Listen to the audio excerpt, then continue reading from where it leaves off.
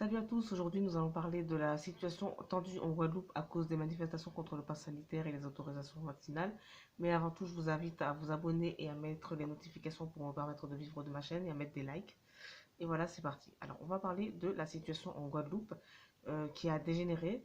Ça a commencé sur des manifestations contre le pass sanitaire et les autorisations vaccinales.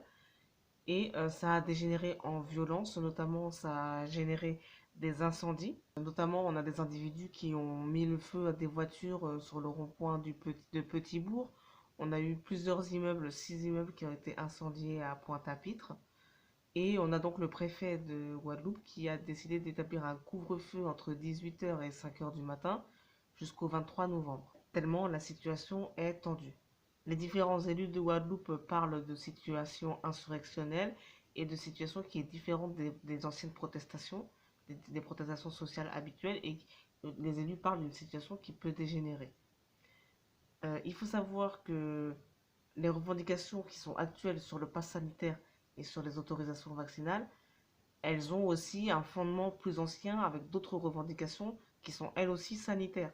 La population estime que l'argument sanitaire pour faire passer la vaccination obligatoire à tout le monde et le pass sanitaire pour se déplacer, cet argument sanitaire, on estime que c'est l'hôpital qui se fout de la charité, puisque les Guadeloupéens réclament des mesures sanitaires sur plusieurs sujets depuis des années, voire des dizaines d'années.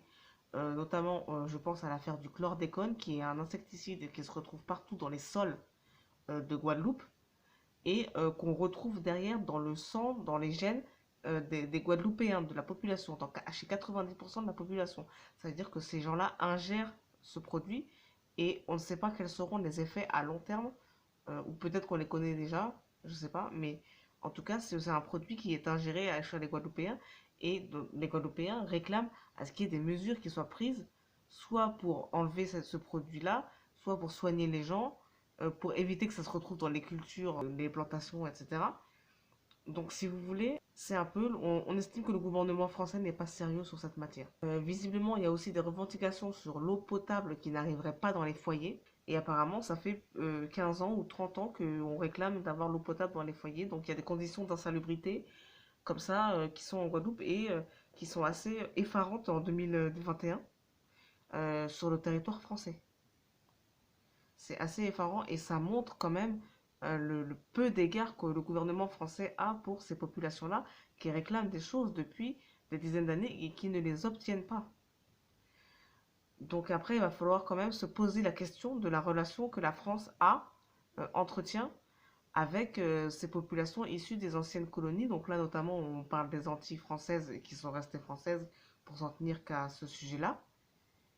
Euh, Parce que si le gouvernement continue sur cette voie-là, du mépris, de l'indifférence au sort de nos compatriotes français, la situation risque de s'aggraver, si vous voulez. Parce que ce sont quand même des territoires français, donc ça veut dire que ce sont des territoires où normalement les conditions sanitaires sont censées être aux normes par rapport à la métropole, par rapport à l'Hexagone. Il n'y a aucune raison. Quelle est la raison qui justifie que le gouvernement laisse des endroits entiers de la France sans être aux normes sanitaires du pays qu'on prétend être? Il n'y a pas de justification à ça. C'est simplement du, du mépris. C'est de l'indifférence totale. Voilà, c'est la fin de cette vidéo et je vous dis ciao et à la prochaine pour une prochaine vidéo.